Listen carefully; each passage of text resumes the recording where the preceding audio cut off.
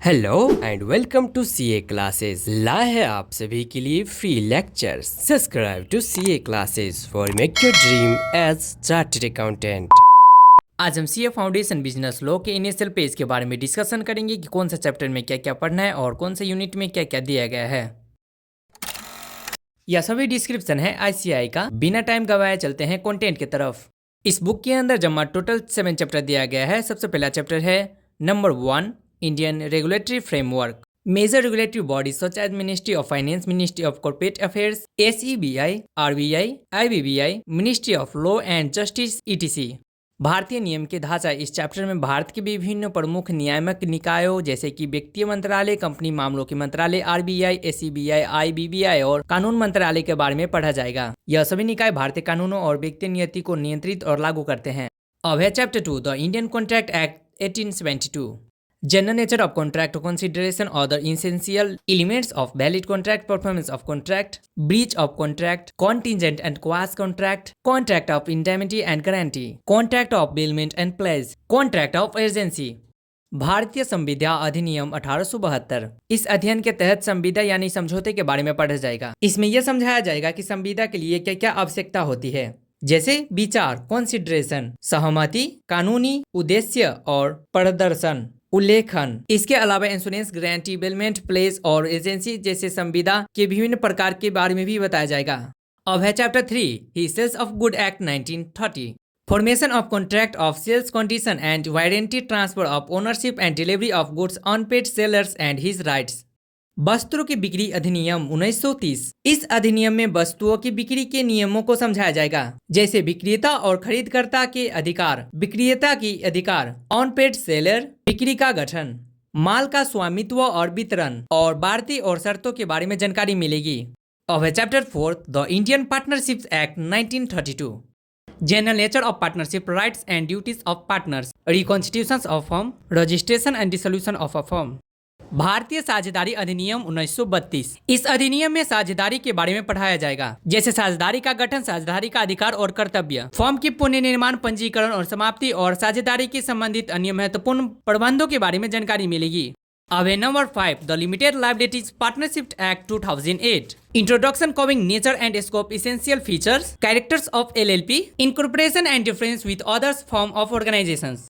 Limited liability partnership अधिनियम 2008। इस अधिनियम में एलएलपी लिमिटेड लायबिलिटीज पार्टनरशिप के बारे में जानकारी दी जाएगी। इसमें एलएलपी की विशेषता, इसका संगठन, अन्य संगठन से इसकी तुलना और इसके फायदे के बारे में समझाया जाएगा।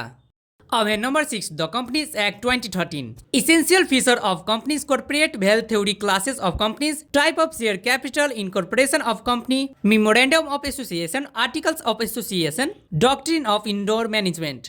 कंपनी अधिनियम 2013। इस अधिनियम में कंपनी के गठन, प्रकार, स्वभाव और इसके अंदर के प्रबंधन के बारे में पढ़ाया जाएगा। साथ ही कंपनी के विभिन्न प्रकार, प्राइवेट, पब्लिक, लिमिटेड और कंपनी के प्रमुख दस्तावेज जैसे मेमोरेंडम ऑफ एसोसिएशन और आर्टिकल्स ऑफ एसोसिएशन के बारे में भी जानकारी मिलेगी। अब है number 7, the negotiable instrument act 1881। Meaning of negotiable instrument, characteristics, classification of instruments, different provision relating to negotiation, pre-settlement of instrument, rules of compensation. संचालीय पत्र अधिनियम 1881। इस अधिनियम में संचालीय पत्र जैसे चेक्स, बिल्स ऑफ एक्सचेंज और प्रॉमिसरी नोट्स के बारे में जानकारी दी जाएगी। इसमें उपयोग करने की विशेषताएं, इनके नेगोशिएशन जिसे हम हस्तांतरण कहते हैं, और भुगतान के नियम के बारे में बताया जाएगा। इन सभी चैप्टर को आप पढ़कर भारतीय कानूनी व्यवस्था और व्यापार के संदर्भ में अच्छे से समझ सकते हैं। अब चलिए जानते हैं कि कौन कौन सा चैप्टर में कितना कितना यूनिट्स दिया गया है। जैसे चैप्टर 1, इंडियन रेगुलेटरी फ्रेमवर्क में कोई भी यूनिट नहीं है। अब चलते हैं चैप्टर 2 में, the Indian act contract 1872। Chapter 2 में टोटल 9 यूनिट्स दिया गया है। यूनिट्स 1 में नेचर ऑफ कॉन्ट्रैक्ट्स। इसका मतलब हुआ कॉन्ट्रैक्ट का स्वभाव। इसमें आप जानेंगे कि कॉन्ट्रैक्ट क्या होता है और इसके लिए क्या क्या आवश्यकता होती है, जैसे कि कॉन्ट्रैक्ट का उद्देश्य क्या है, इसे कानूनी रूप से लागू करने के लिए क्या नियम और क्या शर्त होती है।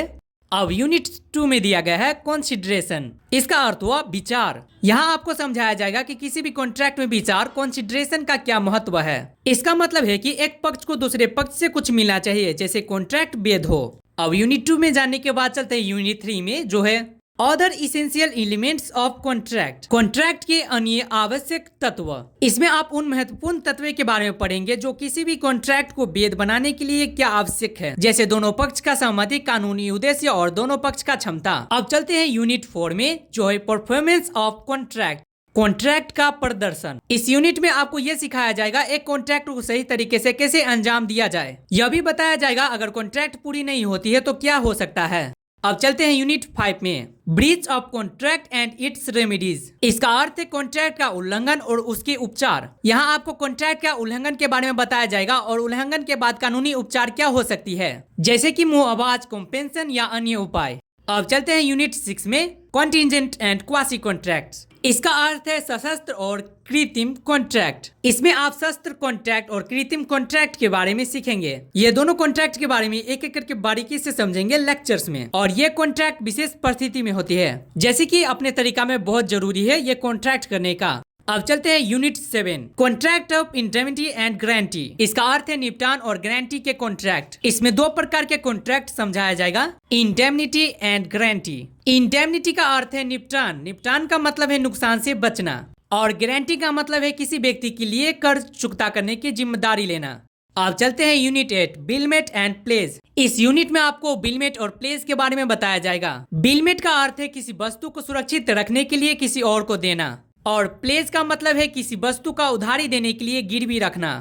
अब चलते हैं यूनिट 9, अर्जेंसी। यहाँ आप अर्जेंसी के बारे में पढ़ेंगे, जिसमें एक व्यक्ति अर्जेंट दूसरे व्यक्ति प्रिंसिपल के लिए काम करता है। चैप्टर 2 में बस इतना ही यूनिट है। अब चलते हैं चैप्टर 3 में। Chapter 3, the sale of goods act 1930। इसमें टोटल 4 यूनिट्स दिया गया है। यूनिट 1 में है formation of the contract of sale. इसका अर्थ है विक्रिय के कॉन्ट्रैक्ट के गठन। इसमें विक्रिय कॉन्ट्रैक्ट कैसे बनाया जाता है और इसके गठन का क्या नियम है, ये सिखाया जाएगा। अब चलते हैं यूनिट 2, कंडीशंस एंड वारंटी। इसका अर्थ है शर्त और वारंटी। इसमें आपको विक्रिय की कॉन्ट्रैक्ट में शर्त और वारंटी को बताया जाएगा। कॉन्ट्रैक्ट ऐसी होती है जो वारंटी के लिए जरूरत होती है, जबकि वारंटी गौण होती है। अब है number 3, transfer of ownership and delivery of goods. इसका अर्थ है स्वामित्व का हस्तांतरण और माल की आपूर्ति। यहाँ आप सीखेंगे माल का स्वामित्व कब और कैसे हस्तांतरण होता है, और माल की आपूर्ति किस प्रकार होती है। अब चलते हैं यूनिट 4, अनपेड सेलर। इसका अर्थ है अदायगी ना करने वाला विक्रेता, अपने तरीका में पैसा पूरा ना देने वाला विक्रेता। इस यूनिट में आपको समझाया जाएगा अगर विक्रेता को पैसे नहीं मिलते हैं तो उसके अधिकार क्या होते हैं और वो किस तरह से अपना दावा कर सकता है। अब चैप्टर 3 के बाद चलते हैं चैप्टर 4 में।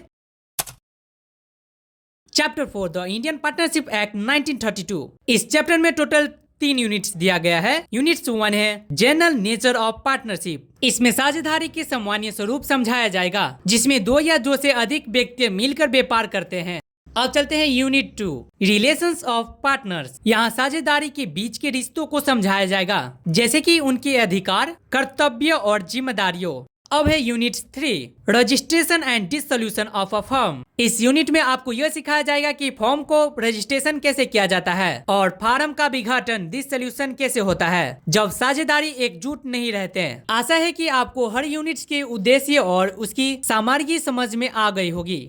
इस बुक में बस इतना ही चैप्टर और इतना ही यूनिट दिया गया है, और बाकी के चैप्टर्स यहाँ है चैप्टर 5, चैप्टर 6 और चैप्टर 7। इस सभी चैप्टर के बारे में आगे ही डिस्कशन कर चुके हैं। अगर आप सभी लोग का इनिशियल पेज का डिस्कसिंग के बारे में अच्छा लगा हो तो सब्सक्राइब करना ना भूलिए। Thank you for watching.